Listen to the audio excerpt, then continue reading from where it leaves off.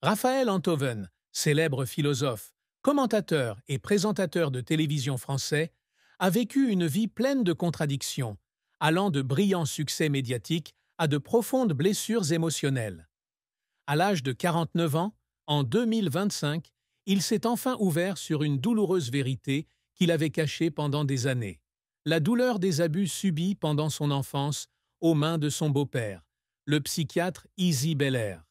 Dans son autobiographie de 2020, Le temps gagné, il a courageusement révélé que ses premières années n'étaient pas seulement un voyage dans une famille intellectuelle parisienne, mais aussi une série de jours traumatisants où il a été confronté à la violence physique et mentale. Cet aveu n'est pas seulement un moment de libération personnelle, mais aussi une déclaration selon laquelle même les personnes les plus confiantes et les plus prospères en apparence portent en elles des secrets douloureux. Pour Enthoven, faire son coming out était une façon de se confronter à lui-même, de trouver la paix après des décennies de lutte intérieure. Cette triste vérité remonte à ses premières années, quand Enthoven a grandi dans une famille compliquée. Fils de l'éditeur Jean-Paul Enthoven et de la journaliste Catherine David, il a grandi dans un environnement rempli de livres, de philosophie et de débats animés. Mais l'apparition d'Issy Belair, son beau-père, a transformé sa maison en un champ de bataille invisible. Belair, psychiatre célèbre pour sa théorie de la sémiophonie, est décrit par Enthoven comme un homme tyrannique et cruel. Dans son autobiographie, il raconte les coups et les humiliations, des moments où lui, un garçon sensible, se sentait sans valeur. J'ai appris à me taire, à cacher ma peur, car je savais que personne ne croirait un enfant qui parlerait en mal d'un adulte respecté, écrit-il. Ces abus ont non seulement laissé des cicatrices physiques, mais ont également instillé un sentiment durable d'insécurité dans son âme, le faisant constamment se demander s'il était digne d'amour. Admettre cette vérité n'est pas facile. Au fil des années, Enthoven s'est construit une image d'intellectuel sûr de lui, de présentateur avisé sur France Culture et Arte, d'écrivain aux commentaires acerbes sur Philosophie Magazine et Franc-Tireur. Il craignait que révéler son passé ne ternisse cette image, amenant le public à le regarder avec pitié plutôt qu'avec respect. Mais lorsqu'il écrit « Le temps gagné », il décide que la vérité, aussi douloureuse soit-elle, est le seul moyen pour lui d'avancer. « Je ne veux pas continuer à vivre dans le mensonge », a-t-il déclaré dans une interview accordée à France Culture en 2021. « J'en ai assez de cacher qui je suis. Je veux être libre. » Cet aveu n'est pas seulement un acte de courage, mais aussi une invitation aux autres, qui luttent également contre des blessures passées, à faire face à leurs propres douleurs. La plus grande tristesse dans la vie de Raphaël Enthoven ne se limite pas au traumatisme de l'enfance, mais aussi au sentiment de trahison de la part de ses proches. Dans son autobiographie, il ne parle pas seulement d'Issy Belair, mais esquisse également un portrait amer de son père biologique, Jean-Paul Enthoven. Il a décrit son père comme un homme talentueux, mais égoïste, qui plaçait la célébrité et sa carrière au-dessus de ses responsabilités de père. La relation entre Raphaël et Jean-Paul fut toujours tendue, notamment lorsque Raphaël découvrit que son père entretenait une liaison avec Carla Bruni, qui deviendra plus tard sa propre compagne. Cette trahison, bien que peu médiatisée, a laissé Raphaël pris au piège dans un réseau de tromperie familiale. « J'avais l'habitude de penser que la maison était l'endroit le plus sûr », a-t-il écrit. Mais j'avais tort. Ma famille était un labyrinthe, et j'y étais perdu.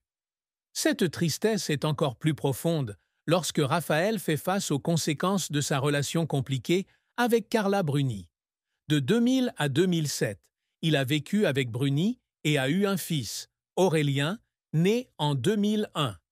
Mais leur relation a commencé dans la polémique lorsque Bruni, alors maîtresse de Jean-Paul Enthoven, s'est tournée vers Raphaël, entraînant une rupture non seulement dans la famille Enthoven, mais aussi dans la relation de Raphaël avec son ex-femme, Justine Lévy. Lévy, la fille du célèbre philosophe Bernard-Henri Lévy, a écrit en 2004 le roman Rien de grave, qui dépeint Raphaël comme un homme froid et traître. Le livre a non seulement porté atteinte à la réputation de Raphaël, mais l'a également exposé à la culpabilité et aux critiques publiques. « Je ne suis pas une personne parfaite », a-t-il admis dans une interview en 2020.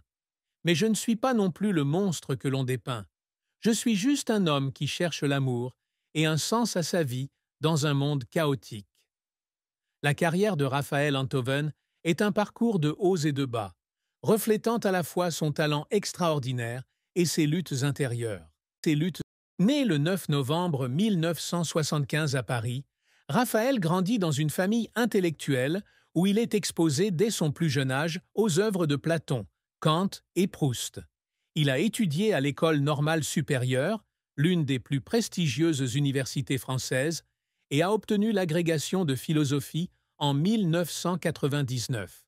Sa carrière d'enseignant a débuté à l'université Jean Moulin-Lyon, 3 de 2000 à 2002, puis à l'université Paris Diderot de 2002 à 2007-2003 et à l'Institut d'études politiques de Paris, Sciences Po.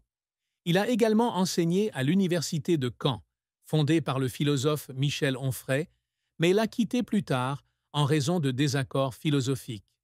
Raphaël est rapidement devenu un visage familier dans les médias français grâce à sa capacité à expliquer la philosophie de manière compréhensible et engageante.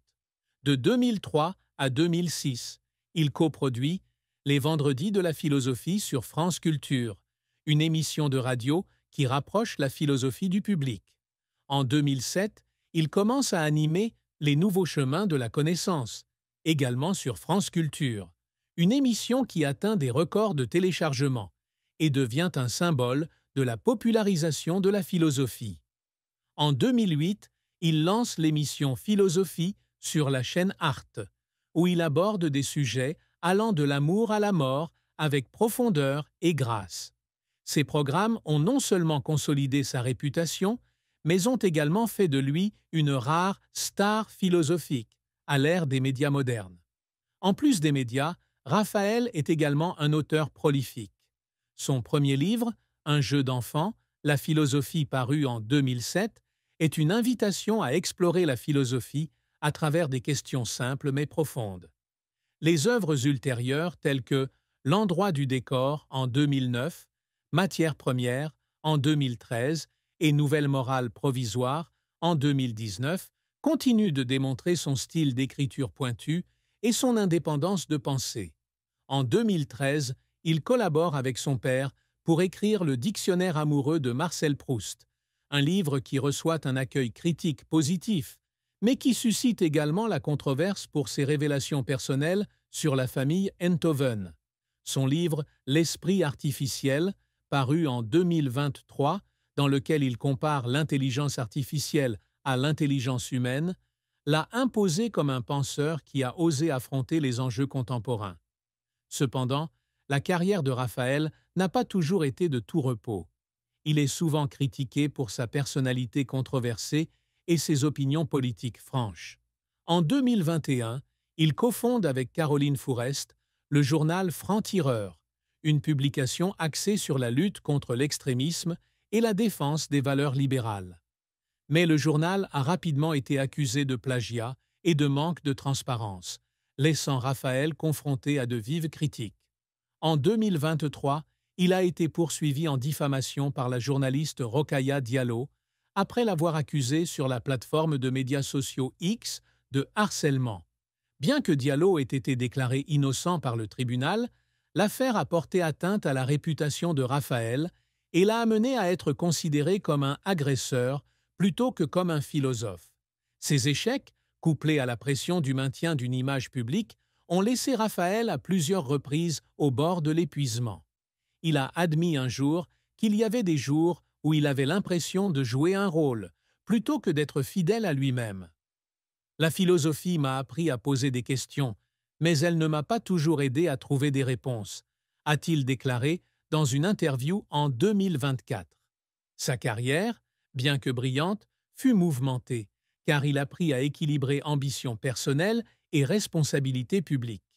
La vie de Raphaël Enthoven a été une succession d'épreuves difficiles, allant des traumatismes de l'enfance aux scandales émotionnels et professionnels. L'un des plus grands défis et la relation compliquée avec la famille. En plus des abus de son beau-père, Raphaël a également dû faire face à l'aliénation de son père biologique, Jean-Paul Enthoven. Il décrit son père comme un homme qui vivait dans son propre monde, où les relations personnelles étaient toujours éclipsées par les ambitions professionnelles. L'affaire Carla Bruni, qui fut la maîtresse de Jean-Paul, puis devenue la compagne de Raphaël, a créé une rupture irréparable dans la famille. Raphaël a déclaré qu'il n'avait jamais complètement pardonné à son père, non seulement pour sa relation avec Bruni, mais aussi pour son manque d'attention pendant les années où il avait le plus besoin de lui. La relation avec Justine Lévy a également été un grand défi. Ils se sont mariés en 1996, alors que Raphaël n'avait que 21 ans. Mais le mariage a pris fin en 2001, après que Raphaël a commencé une relation avec Carla Bruni. Le rien de grave de Lévy, dans lequel Raphaël est dépeint comme un homme égoïste et traître, a fait de lui la cible de critiques. Il admet que ce livre, bien que douloureux, l'a obligé à revenir sur ses erreurs. J'ai blessé Just.